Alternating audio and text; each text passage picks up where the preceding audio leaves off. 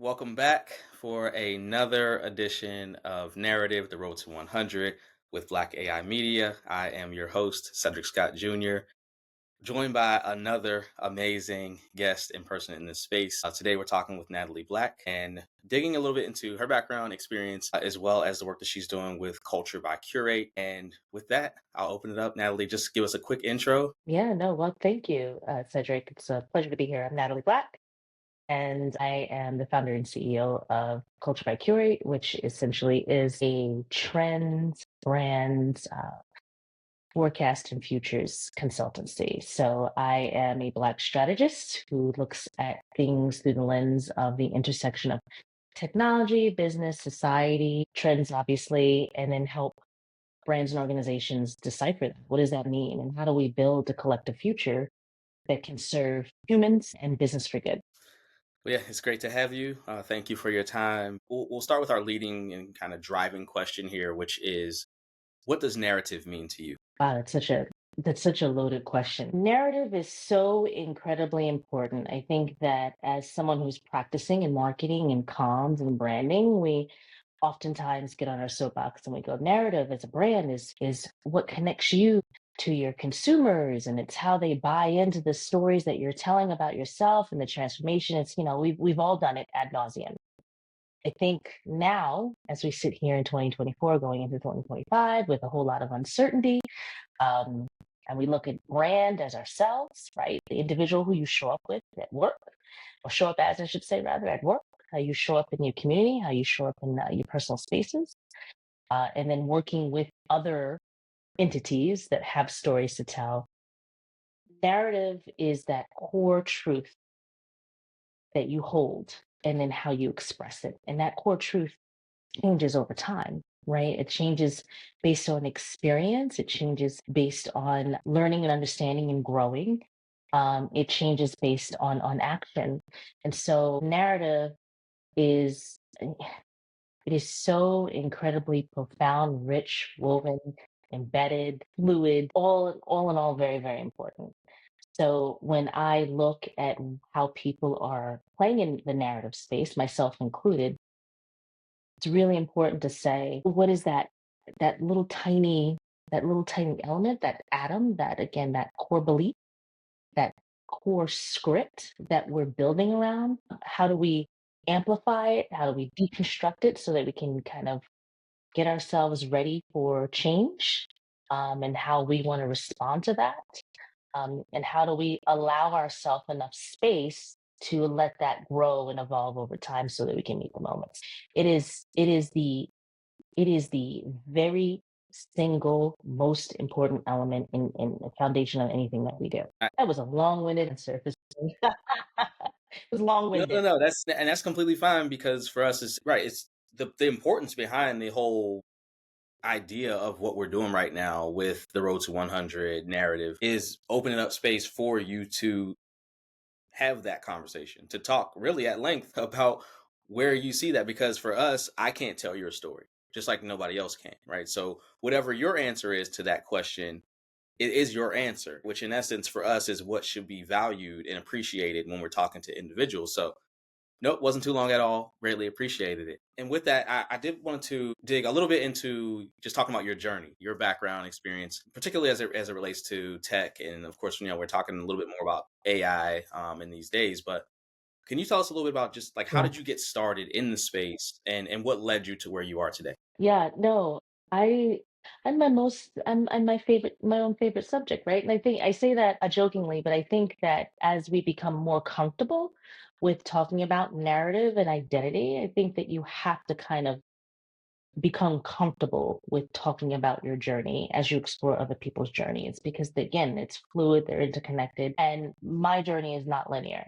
And I say that proudly. Maybe about 15 years ago, I wouldn't have said that proudly because I thought that having a non-linear career to personal growth path was shameful, right? It meant that I was disorganized. I had no North Star. I couldn't really get a grasp on anything. And I look back now and say that those experiences that were kind of dissonant and disjointed and kind of like, touch the spheres of all different kinds of industries is what kind of has made me where and who I am today. And so I started off in marketing and PR and fashion and beauty marketing and PR because I say that like that's what every little girl from New York wants to do, right? We want to go to the fashion weeks and kind of I fell in love with the glossies because I'm a child of the 90s. And so seeing how culture was made and amplified and glorified, I wanted to be part of that.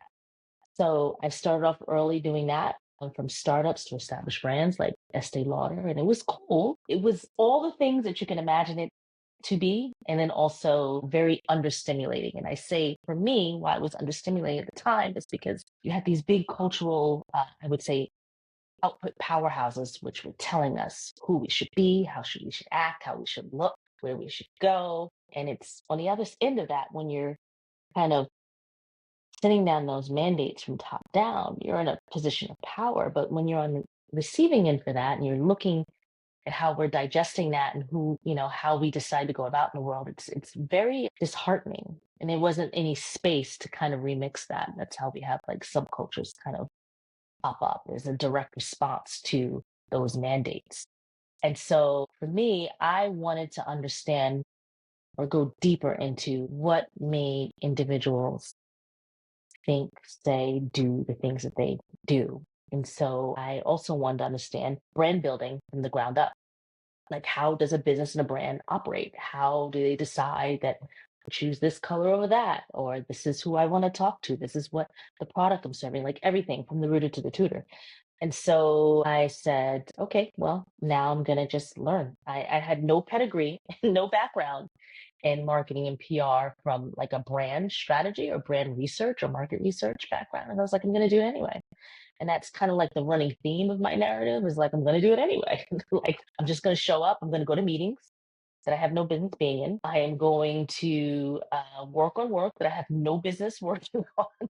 Like, I'm not going to ask for permission. I'm going to ask for forgiveness. And that's kind of like what I always do. So I found myself going from brand in every single industry with exception of tobacco and firearms. And let's say that's definitely by design. Agency side to brand side, vice versa, big agency, small agency, big brand, small brand, and realized that I was doing strategy long before like it was cool to do strategy because strategy is very much, you have to be invited in, right? People have to deem you to be smart enough, visionary enough to do that. And it's like, well, I'm all those things because I said I am. Like, let me show you. So I just showed up. And then came this wonderful client called Microsoft and AT&T and T and T-Mobile and Xerox and Google. And I was like, I want to do that. I want to learn what it is that you guys are doing and why you're doing the way you do. So again, showing up at meetings, like seeing calendar invites and going, oh, I want to go to that. Sometimes neglecting the job duties that I was hired to do just because I'm going over here, I'm going to this corporate strategy meeting. And that's kind of like, that's the story of how I started in tech. No background in tech as far as like coding. I've tried. I would say that I am an armchair data analyst. I had to learn exactly how to interact with data and how to understand how to query it, what made up all the stuff that companies were collecting on us that helped them drive those decisions.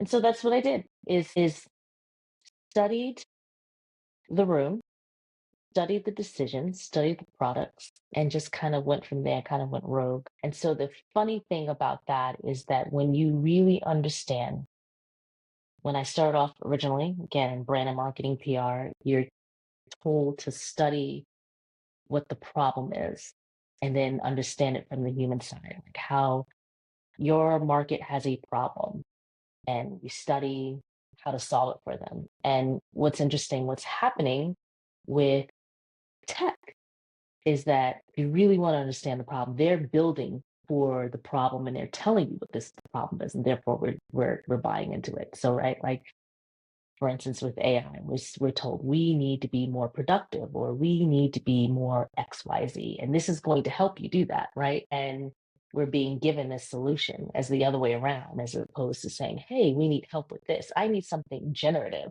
to help me out with that. No one's ever said that. We're being given a solution and it's working out, right? Like we're playing around with it and it's beneficial in a lot of ways. But I found that tech oftentimes does that. The industry in itself goes, hey, you didn't know you had this problem? But you have this problem. And here's a whole disruptive technology to help solve that. And we kind of this is how it happens. And yeah, it's interesting to hear perspective, especially from the lens of working in a space and making your way into these other rooms, right? Basically, where it's like this strategy meeting is happening over here. I'm going to pop in, and I think that's an interesting aspect of thinking in terms of like I guess the entrepreneurial type of focus, right? Where you're somebody who might work for a company or an organization, but at the same time, you're thinking about, well, the stuff that I'm doing here, even the time, how can I leverage that considering going forward, thinking about potentially building something for myself. So I think looking at where you are now and the things that you're producing, I'm like, oh, okay, like you took the pieces from over here, right, and realize like I can use this, more so for myself, which I think is a little bit more common, these days, right, especially with the efficiency of the Mhm. technology, implementation of AI, all those wonderful things. I like that part of what you highlighted there, and being able to now think about where we are with culture by curate. And I'm sure that those things, flashes of that experience, of course, show up right in that experience and in what you're putting out now. And I'm curious, just related to culture by curate, like, what was the motivation behind it, and how did that part of your life and your work actually come into fruition? So I always was fascinated with human behavior. I've always been fascinated with systems and I would say psychology, sociology, anthropology. Again, how we connect, how we build community, how we interact with, how we develop a system and how we interact with that and how it builds upon itself, right? And I found that the biggest problem with brands is that we develop stuff, we develop these relationships, these parasocial relationships, these para brand relationships with organizations that essentially make stuff for us to buy. And that's it. Now, I love shopping, I love stuff. There's nothing wrong with that. But when you sit in a meeting with, a multi-billion dollar brand that's developing a product and says, we want to reach this market and this is what they're interested in and this is why they do the things that they do. Wait, don't go anywhere. If you're loving this conversation, we've got so much more waiting for you at blackaimedia.com. That's right, you can catch the full interview with even more insights, stories, and perspectives from our guest.